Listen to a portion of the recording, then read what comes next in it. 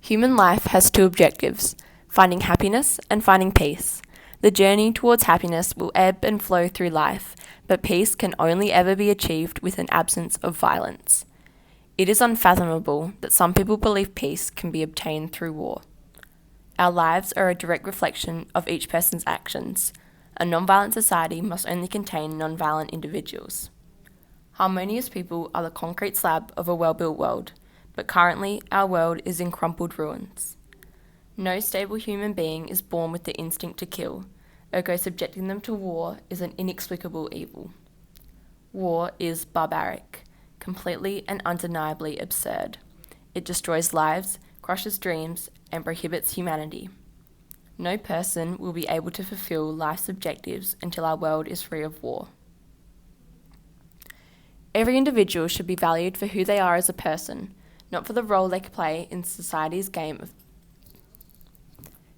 Every individual should be valued for who they are as a person, not for the role they can play in society's game of power.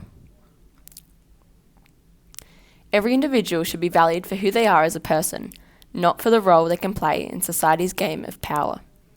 War strips away all layers of personality and compassion that a person holds until they are merely a shell who can carry a gun. Wilfred Owen writes Anthem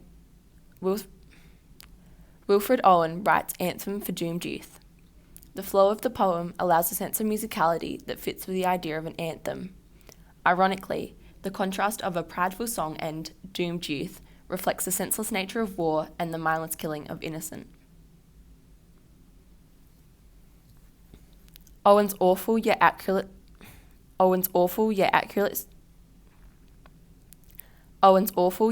simile compares soldiers to cows at slaughter. This creates a horrific, vivid image in the reader's mind of men being mass-produced to kill, not dissimilar to cattle. As a soldier himself, Owen writes in third person so he can distance himself from the horrors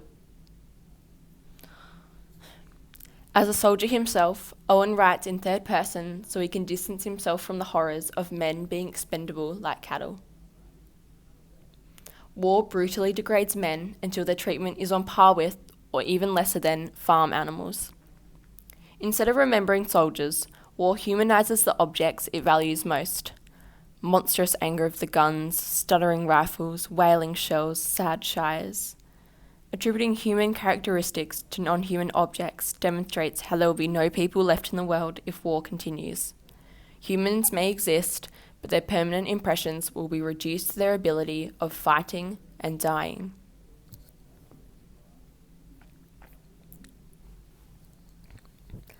The notion that wars can have winners and losers is a ploy to distract from its actual horrors. War does not have winners, it only has survivors and fatalities. Soldiers on the front line are not the only ones who suffer. War will demolish anything or anyone that stands in its way. Toje Sankichi's poem, At the First Aid Station, describes the bombing of Hiroshima, the supposed major turning point to Allied victory. You, limbs twitching, oozing blood and foul secretions, eyes all puffed up slits of white. You, limbs twitching, oozing blood and foul secretions, eyes all puffed up slits of white. Do not shy away from the Don't shy away from the descriptive gore. Don't shy away from the descriptive gore.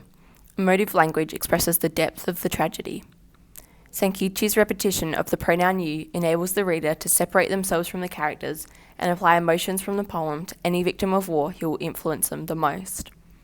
The characters were only schoolgirls a flash ago. Changing tense provides an introspective to consider who the girls once were and what they could have been. It could be your daughter, or brother, or friend, or yourself. Those girls lost more than war. They lost their innocence, their faith, and their futures. Participation in savage war is never optional, and it is more than just the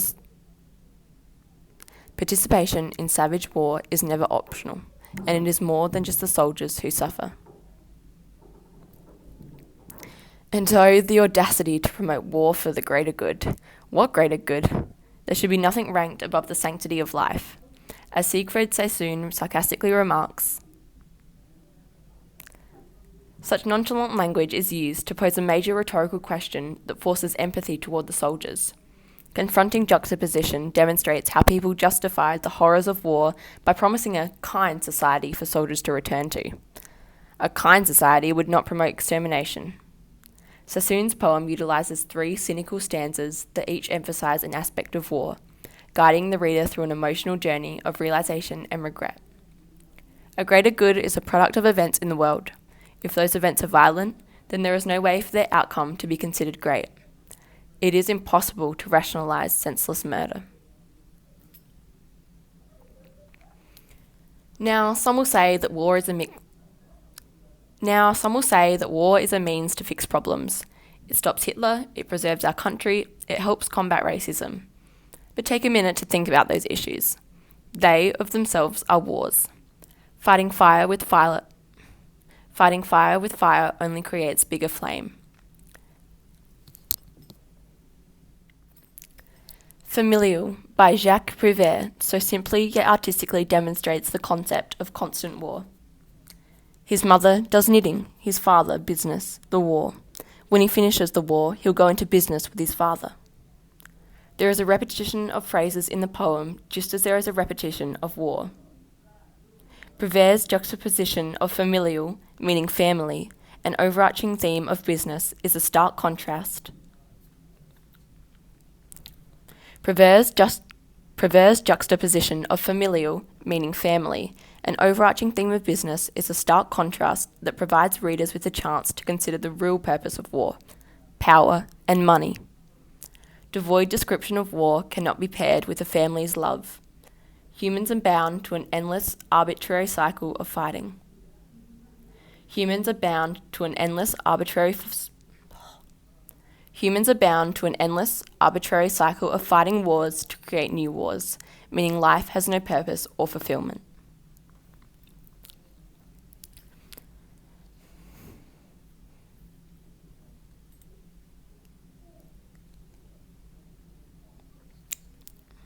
So, there is absolutely no way to justify the barbaric nature of war.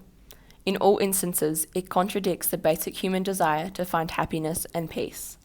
Our world will not be amicable until every individual maintains a cordial and non-violent personality. You are one of the bricks that builds our society. If any person is flawed, then there is no way for the world to be constructed in complete harmony. War destroys lives, crushes dreams, and prohibits humanity. We must rid of it.